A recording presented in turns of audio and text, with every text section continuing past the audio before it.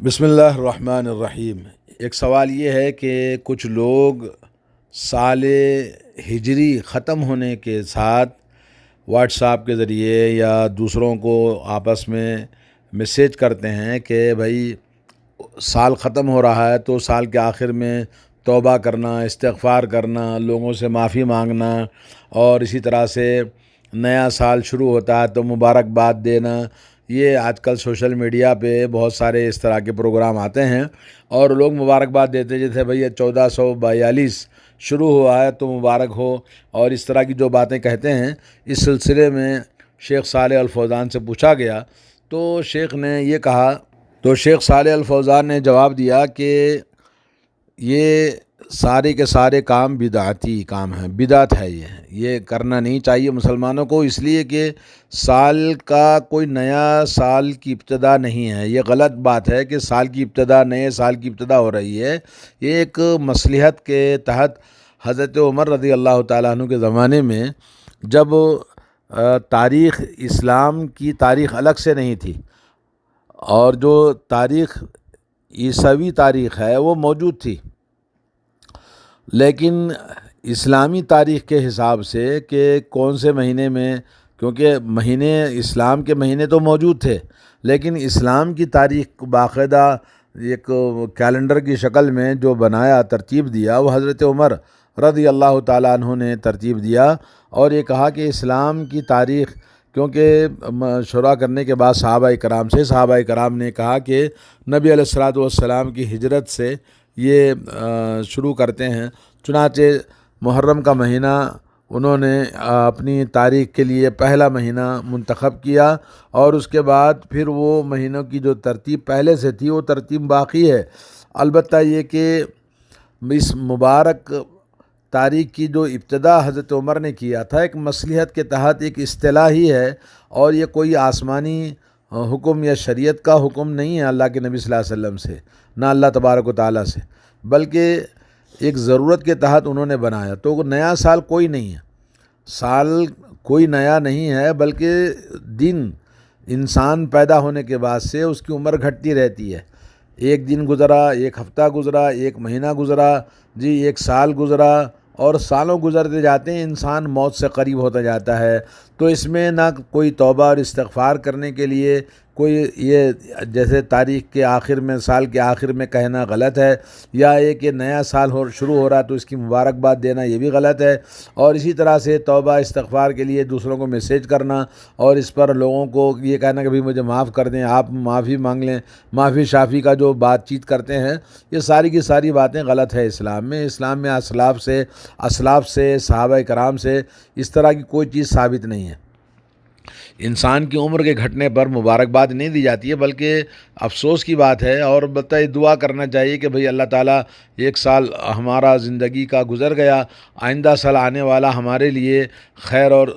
بھلائی کا ہو، نیک سگالی کا ہو، اور ہمارے لیے بھلائیاں، اور اللہ رب العالمین کی ہمارے لیے امن و سلامتی اور اللہ تعالیٰ کی رحمتیں ہم پر نازل ہوں۔ یہ دعا کر سکتے ہیں، دعا دے سکتے ہیں کہ آنے والا وقت آپ کے لیے اچھا ہو، یہ دعا کر سکتے ہیں۔ باقی یہ کہ مبارکباد دینا یا یہ کہ توبہ استغفار کی بات کرنا، یہ بدعت ہے اور اس کی کوئی دلیل نہیں ہے۔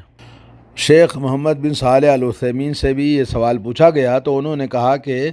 آپ کسی کو نئے سال کی مبارکباد نہ دیں، اور اگر کوئی آپ کو مبارکباد دینے کے لیے آتا ہے یا کہتا ہے تو آپ اس سے کہیں کہ بھئی اللہ تعالیٰ تمہارے لیے خیر اور بھلائی کا سال بنائے، برکتیں ہمارے لیے اللہ تعالیٰ نازل فرمائیں، لیکن یہ کہ آپ کسی کو ابتدا مبارکباد دینے کی نہ کریں، کیونکہ اسلاف میں کسی نے بھی اس طرح کے نہ اس کو نیا سال مانا ہے، نہ ہی اس کو مبارکباد دینے یا کسی توبہ استغفار کرنے کی بات کہی ہے، بلکہ ایک مصلحت کے لیے سال کی جو ابتدا ہوئی تھی وہ حضرت عمر رضی اللہ تعالیٰ عنہ کے زمانے میں ہوئی، اور یہ اللہ کے نبی صلی اللہ علیہ وسلم کے زمانے سے لے کر حضرت عمر کے زمانے تک اس میں کوئی اس طرح کی چیز صحابہ کرام کے درمیان نہیں تھی کہ نیا سال ہے، پرانا سال ہے، بلکہ کاموں کو ترتیب دینے کے لیے، اسلام کی تاریخ کو مرتب کرنے کے لیے، اور انہوں نے اپنے گورنر، اپنے عاملوں کو حکم دیا تھا کہ محرم سے ہمارے سال کا کیلنڈر بنایا جائے۔ یہ حضرت عمر رضی اللہ تعالیٰ عنہ کی ایجاد ہے۔ تو اس کو نیا سال کہنا، پرانا سال کہنا، نئے سال کی مبارکباد دینا اور سال کے ختم ہونے پر توبہ استغفار کرنا، یہ سب غلط ہے۔ ایک اور بات یہ ہے کہ جب سال ختم ہوتا ہے تو نئے سال کی ابتدا پہلے دن لوگ خوشیاں مناتے ہیں، تو یہ خوشیاں منانا یہ کافروں اور مشرکوں کا طریقہ ہے۔ نبی علیہ الصلوۃ والسلام نے ہمیں اس چیز سے مخالفت کرنے کا حکم دیا ہے کہ کوئی بھی مخالفت مشرکین کی جو وہ کرتے ہیں ہمیں نہیں کرنا چاہیے، کیونکہ کسی چیز کے کھونے پر، گھٹنے پر اس کی خوشی نہیں منائی جاتی ہے، جیسا کہ لوگ جنوری کے اندر کرتے ہیں۔ اللہ کے نبی صلی اللہ علیہ وسلم نے فرمایا من تشبہ بقوم فہو منہم، جو شخص ان کی مشابہت اختیار کرے گا کسی قوم کی تو وہ انہی میں سے ہوگا۔ یہ حدیث ابو داؤد میں صحیح سند کے ساتھ آئی ہے۔ تو اللہ تبارک و تعالیٰ نے عمر ہماری برکت دیا اور ہم ایک سال زندگی کا ختم کر دیے، تو ہماری جو زندگی ختم ہو گئی ہے تو ختم ہونے پر کوئی خوشیاں تھوڑی مناتے ہیں۔ آدمی کو کسی چیز کے پانے پر خوشی منانا چاہیے، تو کھونے پر خوشی منانے والے عقل مند لوگ نہیں ہوتے ہیں۔ یہ کافروں کا، جن کے پاس عقل نہیں ہے، جو نئے سال کی ابتدا میں وہ خوشیاں مناتے ہیں اور ایک دوسرے کو مبارکباد دیتے ہیں، تو اس میں مسلمانوں کو بالکل غلط کاموں میں کافروں کی مشابہت نہیں کرنا چاہیے، بلکہ خبردار رہیں۔ اور موجودہ دور میں کافروں نے مسلمانوں کو ایسے آ گھیرا ہے کہ وہ ان کا دین اور اسلام وہ بھول چکے ہیں، اور اللہ تبارک و تعالیٰ نے فرمایا وَلِلَّهِ الْعِزَّةُ وَلِرَسُولِهِ وَلِلْمُؤْمِنِينَ، اللہ تعالیٰ کے لیے اور رسول کریم صلی اللہ علیہ وسلم کے لیے اور مومنوں کے لیے ہی عزت ہے۔ تو عزت ہماری اسی میں ہے کہ ہم دین کو سمجھیں اور دین کے مطابق اپنی زندگی کو بنائیں۔ کافروں کے، مشرکوں کے، یہودیوں کے اور کرسچنوں کے طور طریقوں کو اپنی زندگی میں نہ اپنائیں، ان کو دیکھ کر دھوکہ نہ کھائیں۔ وَلَا تَغُرَّنَّكُمُ الْحَيَاةُ الدُّنْيَا وَلَا يَغُرَّنَّكُمْ بِاللَّهِ الْغَرُورُ، دنیاوی چیزیں آپ کو دھوکے میں نہ ڈالیں اور دھوکے کی بعض چیزوں میں آپ اپنے آپ کو ملوث نہ کریں۔ اور موجودہ دور کی جو بدعتیں ہیں، ان بدعتوں میں سے ایک بدعت یہ ہے کہ لوگ آخری سال کے موقع پر کچھ عبادتوں کو کر لیا ہے کہ کوئی روزہ رکھتا ہے، کوئی رات میں قیام کرتا ہے، کوئی استغفار کرتا ہے، یا ایک اس طرح کی مختلف الٹی سیدھی عبادتیں کرتے ہیں، مخصوص عبادتیں، اور یہ کہتے ہیں کہ بھئی یہ اتنے بار پڑھو، اتنے بار پڑھو۔ تو یہ تمام چیزیں بدعت ہیں، کیونکہ بلا دلیل کے عبادت کا کوئی بھی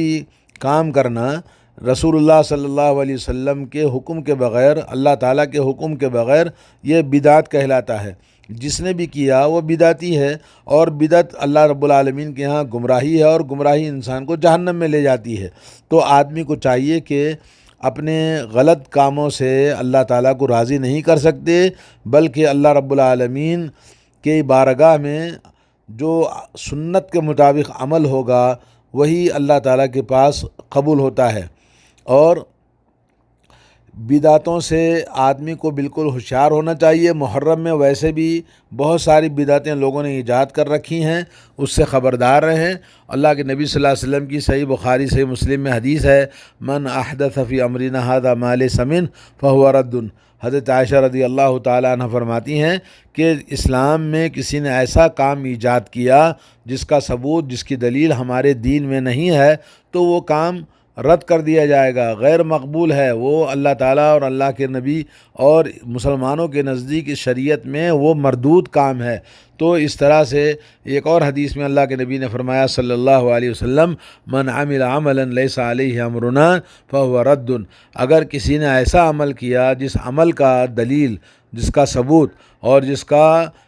ذکر قرآن میں، سنت میں، اسلاف میں نہیں پایا جاتا ہے، تو وہ کام مردود ہے، غیر مقبول ہے۔ تو ایسے کاموں سے آج کل جیسے بہت سارے بدعات ہمارے معاشرے میں موجود ہیں، تو آخر میں ہمیں یہی کہنا ہے کہ اللہ رب العالمین ہمارے بھائی اور بہنوں کو اللہ تعالیٰ دین کی صحیح سمجھ اور عقل عطا فرمائے، اور صحیح ایمان اور عقیدہ عطا فرمائے، اور انسان اللہ تعالیٰ سے توبہ کرے، استغفار کرے، اور اپنی زندگی جو باقی ہے، اللہ نے زندگی بخشی ہے تو اس کو اللہ کی اطاعت میں گزارنے کا عزم و حوصلہ پیدا کرے، اور اپنی زندگی پچھلی جو چھوٹی ہے اس زندگی میں جو ہمارے سے غلطیاں ہوئی ہیں، ہمارے جو نافرمانیاں ہوئی ہیں، ان کا ہم محاسبہ کریں، اور جو کھویا ہے جو اس کو پانے کی کوشش کریں، عبادت کے ذریعے، اطاعت کے ذریعے، فرمانبرداری کے ذریعے، توبہ استغفار کے ذریعے، قرآن مجید کی تلاوت کے ذریعے، ذکر و اذکار کے ذریعے، اور کار خیر، بھلائی، صدقہ، خیرات، زکوٰۃ کے ذریعے، کیونکہ یہ محرم کا مہینہ حرمت والا، احترام والا، عزت والا، برکتوں والا، رحمتوں والا مہینہ ہے۔ اللہ تعالیٰ سے تمام مسلمانوں کو توفیق اور ہدایت کی ہم دعا کرتے ہیں۔ اللہ تعالیٰ ہم سب کو توفیق عطا فرمائے۔ وصلی اللہ علی نبینا محمد وعلی آلہ وصحبہ اجمعین۔